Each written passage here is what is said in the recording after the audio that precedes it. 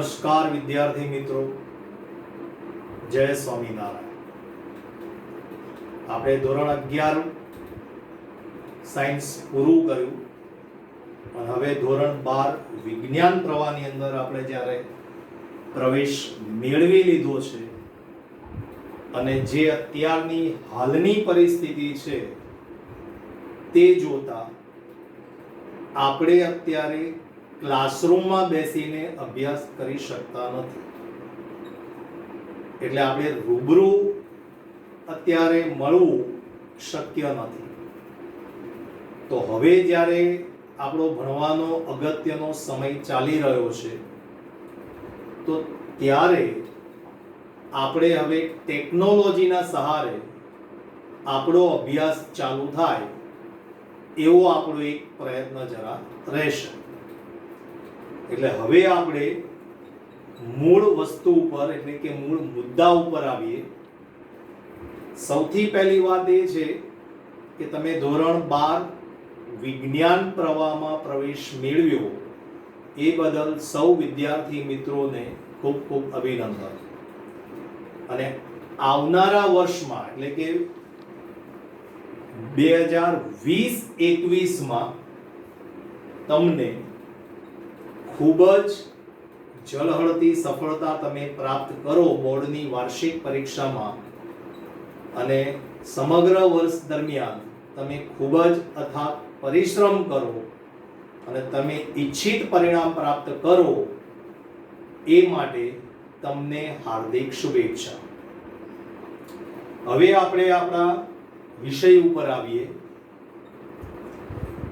તમે ધોરણ 11 પ્રકરણ નંબર 2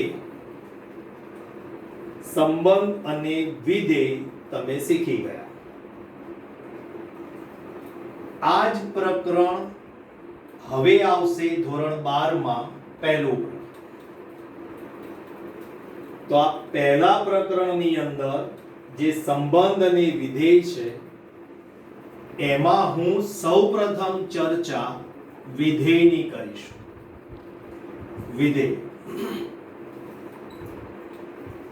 વિધેયની સમજૂતી 11 સાયન્સમાં જે આપણે આપી છે એ જરાક યાદ કરી લઈએ. તેના જે અમુક શબ્દો છે એ જરા સમજી લઈએ, પછી આપણે 12મા ધોરણમાં થોડું આગળ સમજવા પ્રયત્ન કરીએ. તો જો આપણે જે 11મા ધોરણમાં શીખ્યા એનું એક સમજૂતીનું ઉદાહરણ મેં અહીં આગળ લખેલું છે. f વિધેય છે n થી n નું fx બરાબર 2x. આ n ને આપણે પ્રદેશ કીધું છે. પ્રદેશને અંગ્રેજીમાં ડોમેન કહેવાય. આ આપણો સહપ્રદેશ છે. સહપ્રદેશને આપણે અંગ્રેજીમાં કોડોમેન અથવા તો સબડોમેન કહીએ છીએ.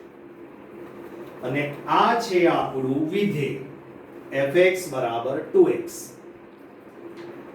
આપણે જે વસ્તુ સમજાવેલી છે એ પ્રમાણે આ પ્રદેશમાંથી કિંમતો વિધેયમાં x ની જગ્યાએ આપણે મૂકીએ છીએ. સમજીએ. x ની જગ્યાએ આપણે સૌથી પહેલા 1 મૂકીએ, કારણ કે n એટલે ધન પ્રાકૃતિક સંખ્યા એ આપણે સૌ જાણીએ છીએ.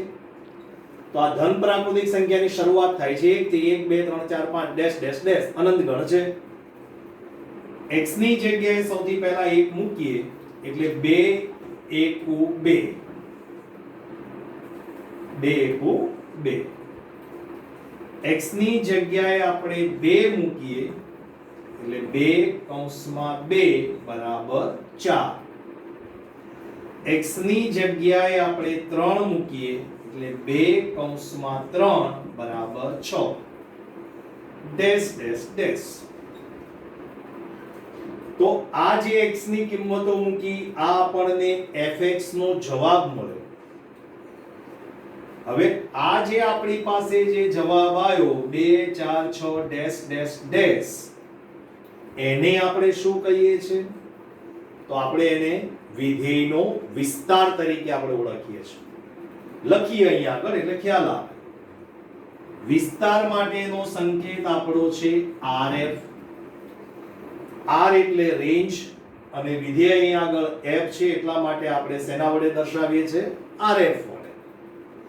જો મેં અહીં વિધેય G લખ્યું હોત તો આપણે એને RG કહેત. જો વિધેય મેં અહીંયા H લખ્યું હોત તો એને RH કહેતા. ઓકે, ચલો વિધેયનો વિસ્તાર. તો કે શું જવાબ આવ્યો? 2 4 6 ડેશ ડેશ ડેશ. ઓકે, હવે 11મા ધોરણમાં આપણે વિધેયનો વિસ્તાર લખવા માટે બીજી પણ એક મેથડ આપી છે. કઈ મેથડ છે યાદ છે તમને? મને યાદ છે, હું લખીશ. ઓકે, x ની કિંમત તમે 1 મૂકો છો ત્યારે જવાબ કેટલો મળે છે? 2. 2 મૂકો છો તો જવાબ 4, 3 મૂકો છો તો 6. તો એને આપણે ક્રમયુક્ત જોડમાં લખીએ. 1 લખો છો ત્યારે 2 આવે છે, 2 લખો છો ત્યારે 4 આવે છે જવાબ, 3 લખો છો ત્યારે 6 આવે છે. Dash dash dash. આ આપણો વિસ્તાર લખવા માટેની બીજી મેથડ. આ આપણે 11મા ધોરણમાં શીખ્યા છે. હવે આ જ વસ્તુ જે છે એમાં હું થોડું આગળ ઉમેરીશ, જે આપણે 12મા ધોરણના પ્રકરણ 1 માં આપણે શીખીએ છીએ. ઓકે, આ વિધેયની શરૂઆતની સમજૂતી થઈ. હવે આવી આપણે વિધેયના પ્રકાર ઉપર. વિધેયના પ્રકાર. વિધેયના તો ઘણા બધા પ્રકાર અલગ અલગ આવે છે, પણ આપણે જે 12મા ધોરણમાં શીખવાના છે એ કયા કયા? પહેલું એક વિધેય. એક વિધેયને આપણે અંગ્રેજીમાં શું કહીએ છીએ? One function. કયું ફંક્શન? One function. ઓકે, એના જેવો બીજો પ્રકાર છે અનેક એક વિધેય. કયો પ્રકાર છે? અનેક એક વિધેય. તો આને અંગ્રેજીમાં કહીએ છીએ મેની વન ફંક્શન. કયું કહેવાય?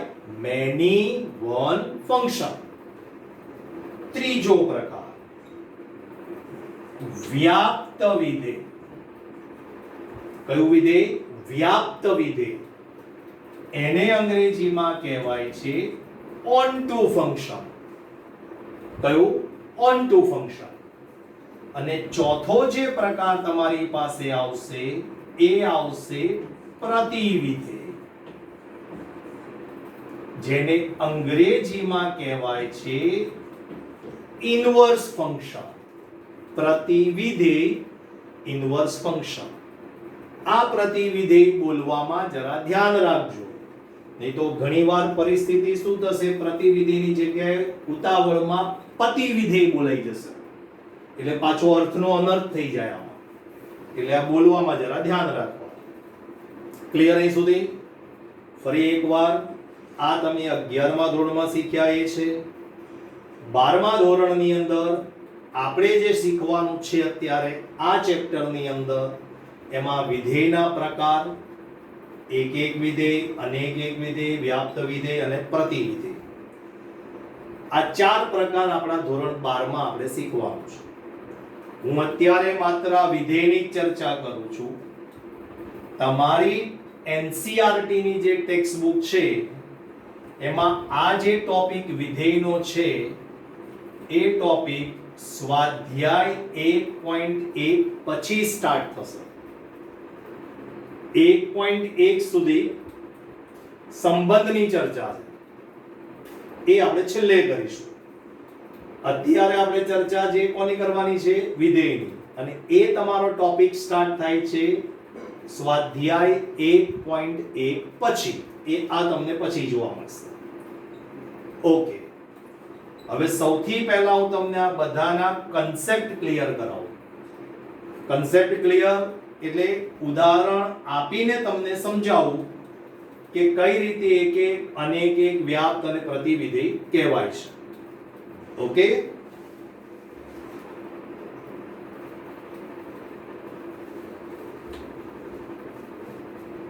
ઓકે, હવે આગળ વધીએ.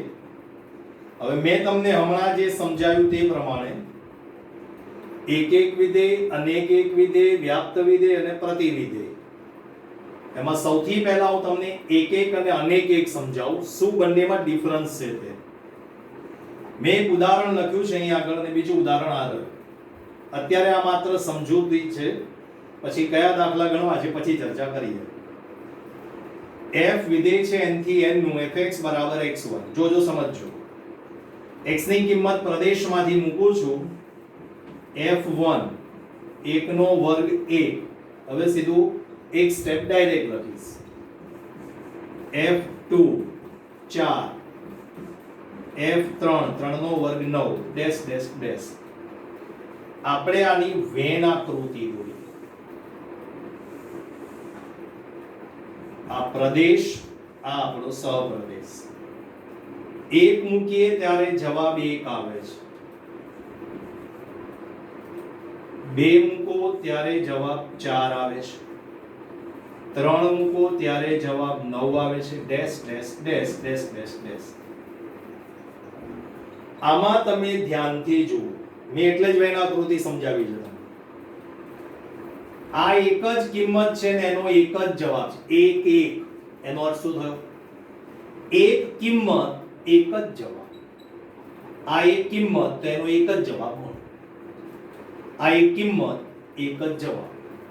એટલે આ એક કિંમત છે એના એક કરતા વધારે જવાબ મળે નહીં. પડી સમજણ? હવે આનું ઉદાહરણ આપું તમને એટલે એ વધારે સમજાશે. એટલે આ બંનેનો ડિફરન્સ તમને ખ્યાલ આવશે. પાછું આપણે હવે પ્રશ્ન એ થાય કે સાહેબ બંને તો સરખા છે. એટલે મેં એટલા માટે જ હાથે કરીને ખોટું લખેલું છે એટલે તમને સમજણ પડે. હવે હું અહીંયા સેજ સુધારું છું. જોજો, અહીંયા કરી દઉં છું z થી z. જોજો આટલો જ ફેરફાર કર્યો. n એટલે ધન પૂર્ણાંક, z એટલે પૂર્ણાંક સંખ્યા. તો ધ્યાનથી જોજો. પહેલા હું મૂકું છું 0 0, એકડો મૂકીશ 1, -1 મૂકીશ 1, 2 મૂકીશ 4, -2 મૂકશો 4. આની વેન આકૃતિ દોરીએ. ચલો 0 એનો જવાબ 0, 1 એનો જવાબ 1, -1 એનો પણ 1. જો પછી 2 4 -2 એનો પણ 4. આવ્યું અહીં સુધી? સમજણ પડી આમાં? જો આમાં માત્ર એક કિંમત તો એનો એક જવાબ. 1 1. આની અંદર જુઓ બે ભિન્ન કિંમતો લીધી પણ જવાબ એક સરખો આવ્યો. આમાં જુઓ બે ભિન્ન કિંમતો લીધી, જવાબ એક સરખો આવ્યો. બે ભિન્ન કિંમત એટલે અનેક, અનેક, અનેક એટલે એક કરતા વધારે કિંમત. અનેક એક, અનેક એક થયું. એટલે આ થયું તમારું એક એક વિધેય અને આ થયું તમારું અનેક એક વિધેય. one one function, many one function. Clear? આ એક સિમ્પલ ઉદાહરણ લીધું, તમને સમજાવ્યું. હજુ આ જ વસ્તુ હું ફરીવાર બીજી રીતે સમજાવું છું. જોજો કઈ રીતે ગણાય છે. ધ્યાનથી સમજો. આ રીત નંબર 1. હવે રીત નંબર 2 સમજાવું છું અથવા કરીને. આની મેથડ આપણે 11 સાયન્સમાં બીજી એક વસ્તુ શીખ્યા હતા, કેટલાક સંકેતો ગાણિતિક તર્કમાં. એમાં એક સંકેત આવતો હતો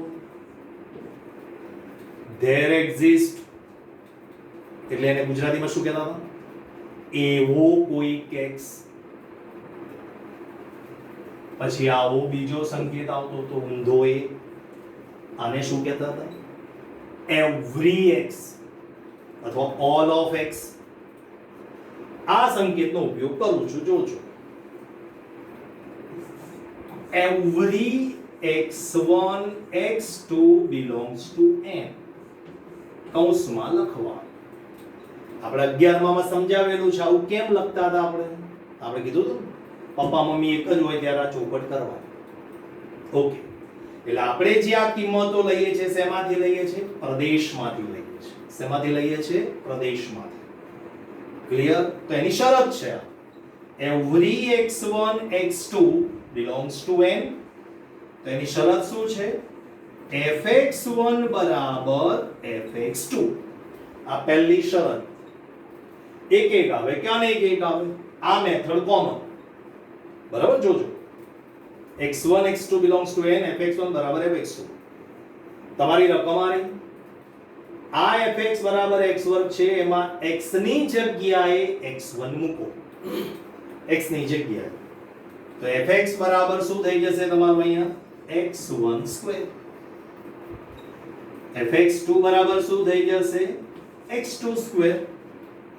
પડી સમજણ? x ની જગ્યાએ x1 મૂકો તો x1 સ્ક્વેર થાય, x ની જગ્યાએ x2 મૂકો તો x2 સ્ક્વેર થવાનું છે. ઓકે, ચલો બંને બાજુ વર્ગમૂળ લઈ લો. x1 બરાબર x2. તમે અહીંયા આગળ શું લીધું? x1 અને x2 belongs to n, domain of n. હવે હું એક શરત ઉમેરું છું, ધ્યાનથી સમજજો અહીંયા. હવે આ x1 અને x2 બંને અલગ અલગ કિંમત છે. કેવી કિંમત છે? અલગ અલગ. અહીં ચોપટ કરવાની. આટલું વાક્ય લખો ને પછી અહીં ચોપટ કરવાની. x1 is not equal to x2. x1 is not equal to x2 માટે પછી અહીંથી શરૂઆત કરીએ આપણે. fx1 બરાબર fx2, x1 સ્ક્વેર બરાબર x2 સ્ક્વેર, x1 બરાબર x2. આવ્યું અહીં સુધી? સાંભળજો, મારે જે ડિફરન્સ સમજાવો છો ને એમાં ક્યાં તમારી ભૂલ થશે પરીક્ષામાં એ તમને સમજાવું છું. હવે આ જ વસ્તુ અહીં આગળ સમજીએ. Okay, every x1 x2 belongs to z. આવી શરત અહીં લખવાની છે, રહેવા દો હમણાં પછી લખો. gx1 બરાબર gx2. ક્લિયર? ચલો gx1 બરાબર શું આવશે? x1 square. gx2 બરાબર શું આવશે? x2 square. આ x1 સ્ક્વેર અને x2 સ્ક્વેર વર્ગમૂળ લઈ લો તો શું આવે? x1 બરાબર x2 અથવા x1 બરાબર માઈનસ x2 અથવા માઈનસ x1 બરાબર x2 અથવા માઈનસ x1 બરાબર માઈનસ x2. હવે પ્રશ્ન એ થાય કે અહીં આગળ શું થયું હોય તમારી પાસે? જો હું અહીં આગળ ધ્યાન આપજો, મેં અહીંયા વાક્ય શરત લખવાની બાકી રાખી છે. આ x1 is not equal to x2 લખું તો મારે અહીં આગળ બધી જગ્યાએ શું કરવાનું? is not equal to. એટલે જો not equal to હોય તો અહીંયા not equal to જવાબ પણ મને શું મળવો જોઈએ? not equal to. એવું અહીંયા કહીએ તો અહીંયા શું આવશે તમારી પાસે? આમાં x1 x2 belongs to z લીધું આપણે. gx1 બરાબર તો અહીંયા શરત આપણે મૂકીએ. ચલો x1 is not equal to x2 તો gx1 is not equal to gx2. આ પણ is not equal to. આવ્યું કે નહીં અહીંયા આગળ? પણ અહીંયા પ્રશ્ન એ થાય કે સાહેબ તમે અહીંયા આવું સમજાવ્યું ને અહીંયા આગળ આવું સમજાવો છો તો આવું કેમ? આ રવજો મેં એટલા માટે જ પહેલા સરખું લીધું પછી બદલ્યું તમારી સામે. આ n થી n છે એટલે વર્ગમૂળ લો ને તો એ ધન જ લેવાય. અહીંયા z થી z છે એટલે વર્ગમૂળ તમારું ધન પણ આવી શકે ઋણ પણ આવી શકે. સમજણ પડે છે? એટલે આ જે તમારી પાસે એક એક અને અનેક એક વસ્તુ જે છે ક્યાં ડિફરન્સ છે એ ખાસ ધ્યાનથી સમજો. હજુ બીજી રીતે સમજાવો. તમે x1 is not equal to x2 લીધા કે નહીં? કદાચ કોઈ વિદ્યાર્થીને એમ થાય કે સાહેબ મારે તો ઇક્વલ ટુ લેવા છે. ઓકે, કોઈ પ્રોબ્લેમ નથી. તો પછી અહીંયા બધે ઇક્વલ ટુ જ આવે. એટલે મારો કહેવાનો મતલબ એ છે કે જો તમે અહીંયા ઇક્વલ ટુ લો અને બધે ઇક્વલ ટુ જ આવે તો એક એક વિધેય થશે તમારું. તો એવું અહીંયા વિચારીએ ને લો કે સાહેબ અહીંયા x1 is equal to x2 લઈ લો તો gx1 equal to gx2 ના લેવાય? લેવાય ને, 100% લેવાય. લો જો તો આમાં આ સાચું પણ આ ના આવ્યું, જો આ ના આવ્યું. સમજણ પડી? એટલે કોઈ પણ વિધાન સાચું ક્યારે કહેવાય કે જ્યારે તમામ શક્યતાઓ સાચું હોય ત્યારે. એટલે એક એક વિધેય અને અનેક એક વિધેયનો મતલબ જ આ થયો. એક એક વિધેયમાં શું થાય? એક કિંમત એક જવાબ. જો સરખી લીધી તો સરખો જવાબ આવ્યો. અનેક એક વિધેયમાં શું થાય? અલગ અલગ કિંમત પણ જવાબ એક સરખો. અલગ અલગ કિંમત જવાબ એક સરખો. તો જુઓ અહીંયા આગળ કિંમતો અલગ આવી, જવાબ સરખો આવે તમારી પાસે. એ પ્રમાણે અહીંયા આગળ જો લીધું, અહીંયા આગળ તમને સમજાયું. કિંમતો મેં સરખી લીધી, આ રહી સરખી લીધી, આવ્યું કે નહીં? તો અહીં જવાબ મારી પાસે દર વખતે સરખો મળે જરૂરી નથી. એટલે આ આપણું એક એક વિધેય થયું, આ આપણું અનેક એક વિધેય થયું. હજુ આમાં ઉદાહરણ સમજાવીશ. એટલે આપણે અત્યારે અહીં સુધી અટકીએ છીએ.